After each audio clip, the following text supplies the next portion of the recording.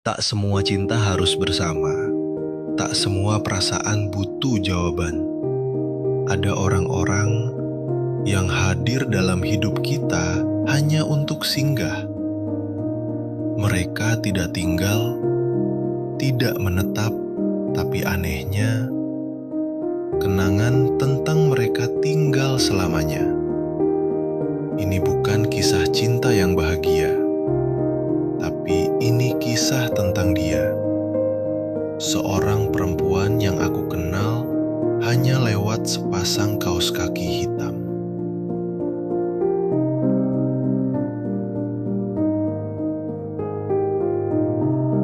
Tahun 2000, aku tinggal di sebuah kamar kos kecil di Karawang. Gajiku sebagai operator pabrik hanya cukup untuk bayar kos, makan, dan membeli teh celup. Kosanku sepi, hanya 5 kamar, temboknya tipis seperti kertas. Kadang aku bisa mendengar suara batuk dari kamar sebelah. Suatu malam, saat aku keluar hendak ke kamar mandi, aku melihat seorang perempuan berdiri diam di depan kamar yang belum lama ini kosong. Dia berdiri membelakangi lampu lorong. Rambutnya panjang, pakaiannya sederhana, tapi satu hal yang langsung menarik mataku. Dia memakai kaos kaki hitam. Bukan sandal, bukan sepatu. Kaos kaki hitam pekat di malam yang panas.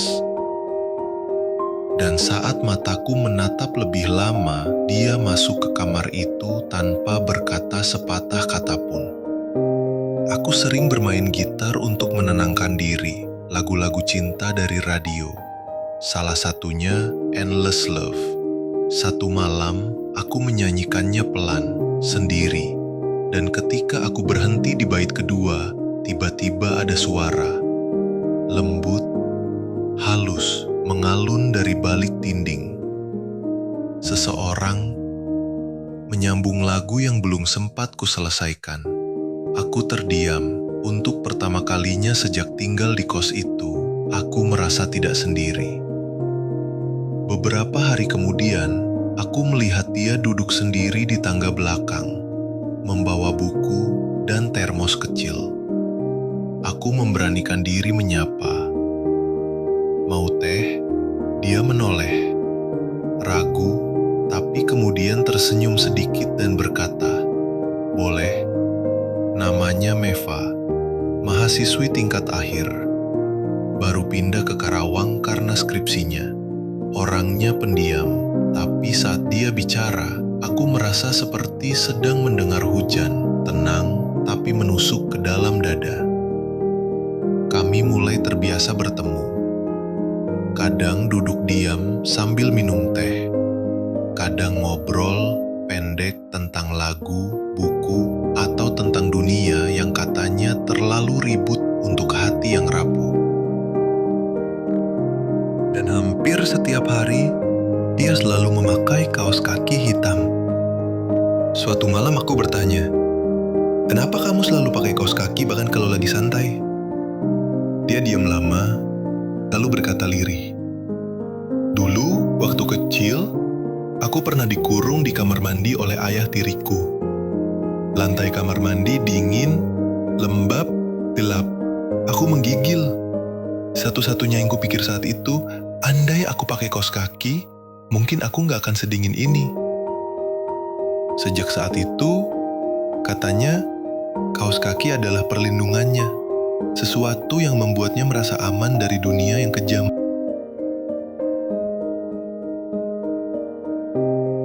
Malam itu, hujan turun sangat deras.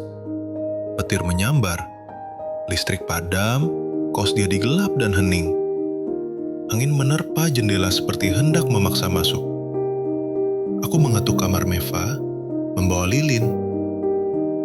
Dia duduk di pojok kamar, lutut ditekuk, memeluk tubuhnya sendiri. Matanya kosong, wajahnya pucat. Aku mendekat, memegang tangannya. Dingin. "Meva, aku di sini," kataku. dia menoleh. Lalu tanpa peringatan, dia menciumku. Bukan ciuman karena cinta, tapi karena ketakutan. Karena dia butuh tempat sembunyi dari trauma yang entah sejak kapan tak pernah reda. Setelahnya, dia menjauh. Maaf, aku gak bisa. Aku gak ingin kamu ikut rusap. Aku gak utuh. Dan saat itu, hatiku patah. Tanpa sempat mencintainya lebih jauh. Keesokan paginya, Meva bilang dia akan pulang ke Padang. Katanya, dia butuh waktu untuk memperbaiki dirinya sendiri. Aku tidak mencegahnya, karena cinta yang tulus tidak mengekang. Saat dia pergi, tidak ada pelukan, tidak ada kata manis. Hanya satu hal yang dia tinggalkan. Sepasang kaos kaki hitam tergantung di pintu kamar. Hari berganti minggu, minggu berganti tahun. Kos itu akhirnya aku tinggalkan. Gitar ku simpan, lagu tak lagi kunyanyikan.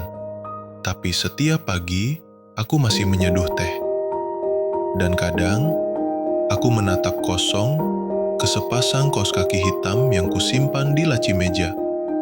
Sebagai pengingat bahwa seseorang pernah singgah. Beberapa tahun kemudian, aku datang ke acara reuni kecil. Di tengah keramaian, aku melihatnya. Meva, wajahnya masih sama. Tapi kini, ada ketenangan di matanya. Di sampingnya, berdiri seorang anak perempuan kecil, tersenyum malu-malu. Ini Ari, katanya pada anaknya. Teman lama ibu, dulu dia sering main gitar. Kami mengobrol sebentar, lalu dia bertanya, "Kalau waktu bisa diulang, kamu masih mau bersamaku?" Aku menatapnya. Lama. Kalau waktu bisa diulang, aku cuma ingin satu pagi. Duduk di tangga, minum teh, sambil kamu diam, dan memakai sepasang kaos kaki hitammu.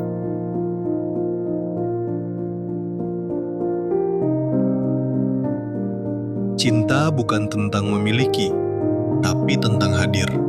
Tentang memeluk dari jauh dan tentang melepaskan orang yang kita doakan diam-diam setiap malam.